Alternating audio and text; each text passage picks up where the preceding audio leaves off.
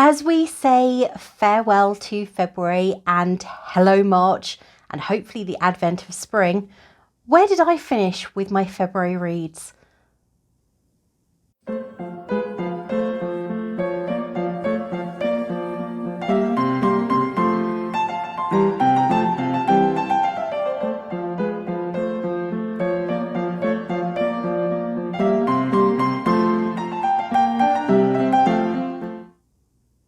Well, the end of February has come and gone, and we are well on the way to the 2nd of March, I think, at count. So I figured that now would be the perfect chance to actually get my finger out and record my first What Did I Read in the Month video. And if you're here, you are interested in finding out. So thank you very much. Don't forget to subscribe if you haven't done so already. Anyway, I figured I'd start at the beginning. So one of the first books I read this month was Just Stab Me Now by YouTuber Jill Bearup. I have been following her shorts for quite a while, and the idea of Rosalind and Caroline fascinated me. So I just had to get the book as soon as it came out. Beautiful cover, quite an intriguing one and very meta, which kind of sums up the novel itself. I don't want to give a full-on review. I will write one on my Goodreads, which I'll link below. But for now, I will say if you loved the shorts and you love Jill Bearup's content in general, you will enjoy this. I think I gave it 3.5 stars, partially because I wasn't really in the right frame of mind, and if I read it again, it will probably get a little bit more. But I kept on having to switch my brain to a different channel, and therefore my reading suffered at that point. However, definitely worth a read, and that bright pink spine is going to find its way onto my Instagram at some point for On Wednesdays We Read Pink. The next book is actually The Invocations, which was part of and is part of my 24 for 24. It is a stunning sprayed edge special edition from Waterstones, but this book really didn't speak to me at all. It is a 3-star read, and as disappointed as I am in that, I will probably return to Crystal Sutherland. I don't think it's fair of me to judge her on one book that wasn't quite to my taste. She is very clearly a talented author, and for that alone I have to give her kudos, but this book just wasn't it for me. Book 3 of the month was Ali Hazelwood's Bride. I had seen so many people with the stunning ARC edition of this book, and having read and enjoyed The Love Hypothesis, relatively enjoyed it, I should say, I was curious to find out what this was going to be, especially as it's completely out of her usual field. It is. That said, it does contain some science, talk of genetics and mutations and everything else, though it's not given in a very sciencey manner. Obviously, this is a fantasy novel. I gave this book, again, a 3.5 stars for me. I know that a lot of people really enjoyed it. I just think that the twist was too predictable. The certain elements just didn't ring right. And I think with a little bit of refinement and certain edits, for me personally, it would have read a lot better. That said, it is a fun afternoon. I think I read it one Friday afternoon after work. So it is still a pretty enjoyable and quick read. And if you love Ali Hazelwood, you are going to enjoy this. Next one was the novel At First Spite by Olivia Dade. I have previously read her Spoiler Alert series, which is currently on my bookcase, and I'm trying to find the title. Spoiler Alert, All the Feels, and Shipwrecked. I enjoyed them, that particular series, and I liked this, but I wouldn't say it was better than those. The character relationships were very well formed, but I sensed what was going to happen. I think this is my problem. The third act twist is becoming far too predictable, and this book was no different. I did like, on her website, she had a stunning piece of art that was the alternative cover if you pre-ordered from certain US stores, and it was reminiscent of one of my favourite covers that I'm actually looking at right at this moment from a book by Joanna Lindsey, who is my all-time favourite historical romance author. Oh, I forgot to say, I gave this 2.5 stars. Next come my cozy crime novels for the month. I tend to read a good few every single month. I have a nice shelf that I am building up in the back there. First one was Devil's Delight by MC Beaton and R.W. Green. This is the 33rd novel in the Agatha Raisin series. And as many people have pointed out, the writing is different now. Unfortunately, MC Beaton passed away in 2019 and R.W. Green has taken up the reins, though he still writes as a with R.W. Green. So it's at the bottom, I was blocking it.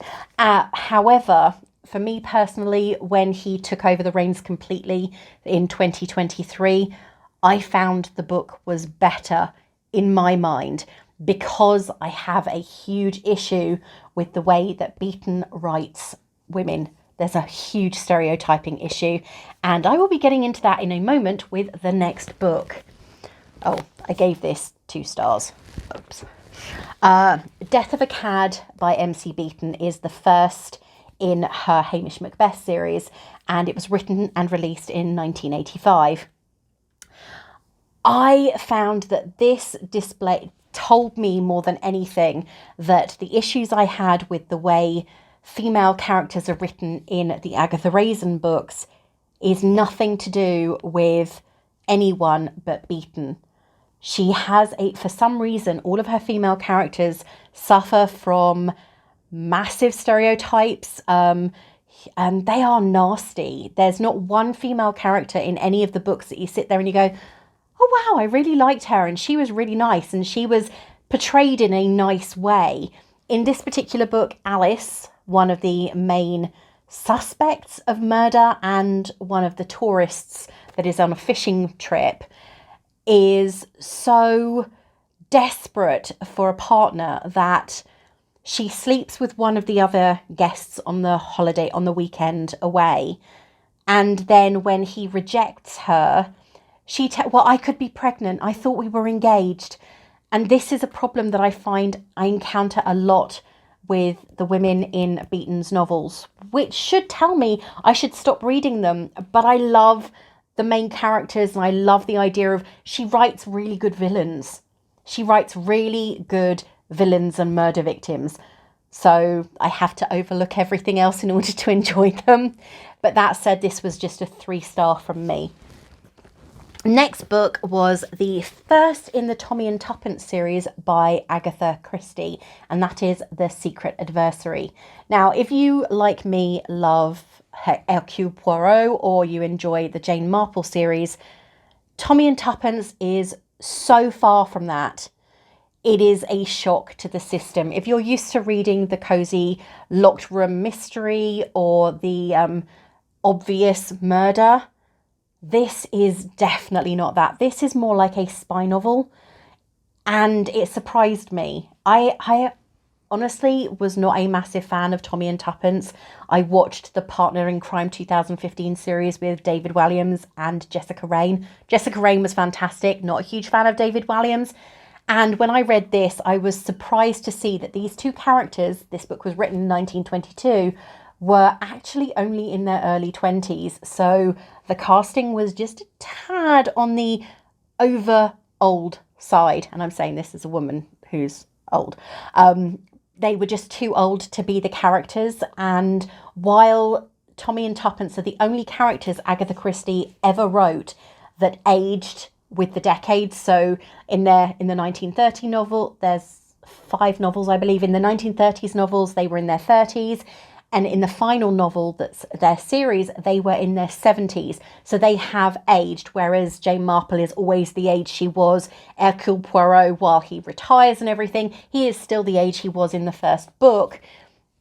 Tommy and Tuppence age as the books go on. However, in this one, they are in their early 20s. This is their first adventure as Adventurers Limited. And it was quite interesting. I figured out relatively early on who the bad guy was, but I still wanted to find out the motivations behind it, so it didn't stop me from reading. Also, this was the February read for the Agatha Christie Limited read along, which is over on Instagram. So if you want to find out more about that, head over there and look their account up. It's very interesting, and it has introduced me to a couple of new books that I had never actually considered before.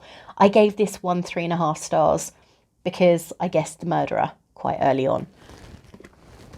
The next one is a book I was gifted by Orion, and that is The Excitements by CJ Ray.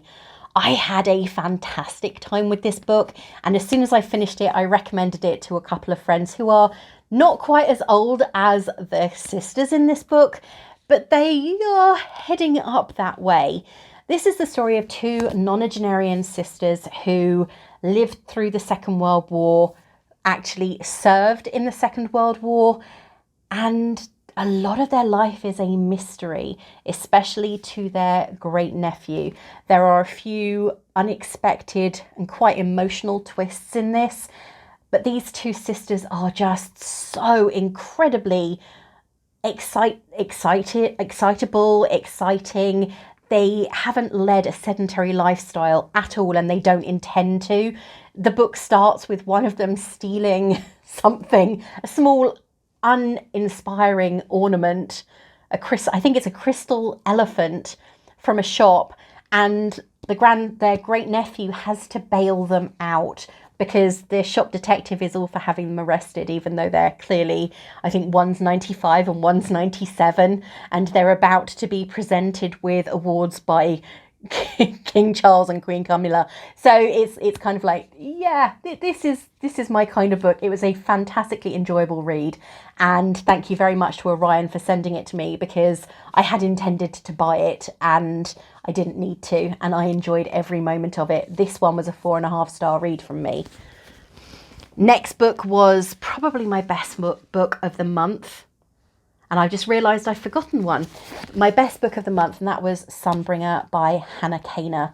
I loved Godkiller. It was a 5-star read. It appeared in my top 10 for 2023, and I was eagerly anticipating this particular novel. It continues the story of Kissen, Elagast, Inara, and Skediseth as they are journeying through to try and stop Aaron, the king of the kingdom, obviously from being taken over by the gods that have almost died out in their country. And as you can see, this is a beautiful special edition from Waterstones with gorgeous end pages. But more than that, the story is incredibly well written, very enjoyable, and it was a fast read. This was a 5-star read for February, for which I'm very, very grateful. The next book was The Secret Beach by Veronica Henry. Last year, I spoke with her about her novel 30 Days in Paris, which was the 2023 release. This one is incredibly moving. Every character was very different, and they were very different from the characters in her previous books. Sometimes you find that when an author finds a formula that works when it comes to their characters or their plots, or plotting out events that are going to occur later on in the novel, they tend to not get lazy. God, I'd never say that, because I know writing a book is very hard, but they tend to fall into a pattern and make it formulaic. This is not the case. 30 Days in Paris was very different to The Secret Beach, and though this is a proof, this is an idea of the final cover, which the book was released on the 29th of February, and I'm going to be doing a book tour on this book at the beginning of March in about a week. So keep an eye out for that. However, I would say if you love books that have complex family relationships and the characters aren't all cookie cutter, clean cut and easy, then The Secret Beach is the way to go. It was a wonderfully enjoyable read. Now, I actually forgot, how bad is that, my last book, and that was The Book of Doors by Gareth Brown. I had to just quickly search for it on my bookcase. This one was another 5-star read. So I've had 2 5-star reads in February when I don't think I had any in January. I will have to check. But this was really enjoyable. It was an unexpected, fun read. And it wasn't, well, it was quite dark. It was verging on science fiction fantasy with many concepts that were very different to other books that I've read of the same genre. And though I know some people have commented the author is, well, he's not problematic, but there are certain things that made them question whether they wanted to read it or not. If you love a book where the main character is lacking in confidence and her confidence grows as the story progresses, as she realizes that she has far more control than she initially appeared to, this is the book for you. Honestly, it was a fantastic read. There weren't as many this month as I'd wanted to read, but at the same time, I had quite a busy February. The month began with hospital stay, recovery time, and stress. So the end of the month was definitely a vast improvement. And it's onward and upward. We are now moving into May, spring months, and hopefully far better weather. Of course, if you've read any of these books or you want to find out more about them, do get in touch. And in the interim, please like, comment, and subscribe.